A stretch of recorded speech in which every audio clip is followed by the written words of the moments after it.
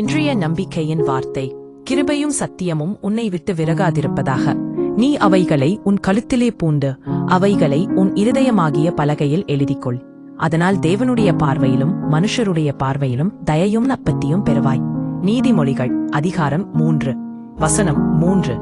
நீண்ட காலத்திற்கு முன்பு பெத்லகேமை சேர்ந்த நகோமி என்ற பெண் தொடர்ச்சியான துன்பங்களை சந்தித்துக் கொண்டிருந்தாள். அந்நிய தேசத்தில் அவள் தன் கணவனையும் 2 மகன்களையும் இழந்திருந்தாள். ஆகவே அவள் ஒரு விதவையாய் அவளுடைய மருமகள்களான ரூத் மற்றும் ஓர்பாவுடன் இருந்தாள்.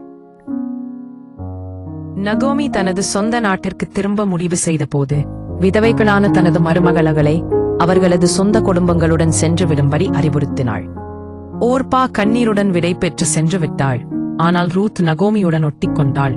அசைக்க முடியாத விசுவாசத்தை அவளிடம் காட்டினாள். அவள், நான் உம்மை பின்பற்றாமல் உம்மை விட்டு திரும்பி போவதை குறித்து என்னோடே பேச வேண்டாம். நீர் போகும் இடத்திற்கு நானும் வருவேன், நீர் தங்கும் இடத்திலே நானும் தங்குவேன்.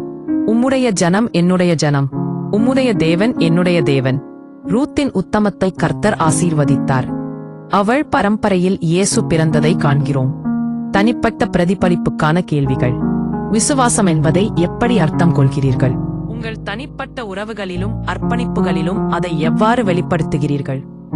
ரூத்தின் கதையில் அவளுடைய விசுவாசம் எதிர்பாராத ஆசீர்வாதங்களுக்கு வழிவகுத்தது. உங்களது விசுவாசம் அல்லது அர்ப்பணிப்பு ஒருவருக்கு அல்லது ஏதாவது ஒரு நேர்மறையான விளைவுகளையோ அல்லது தனிப்பட்ட வளர்ச்சியையோ ஏற்படுத்திய நேரத்தை உங்களால் நினைவுபடுத்த முடியுமா? நேர்மை மற்றும் விசுவாசம் உள்ள நபராக இருங்கள். ஜெபம். கர்த்தராகிய இயேசுவே, உமக்கும் தனிப்பட்ட மற்றும் பொது வாழ்க்கையிலும் என்னுடன் தொடர்புடையவர்களுக்கு உண்மையாக இருக்க எனக்கு உதவி செய்யும். ஆமேன்.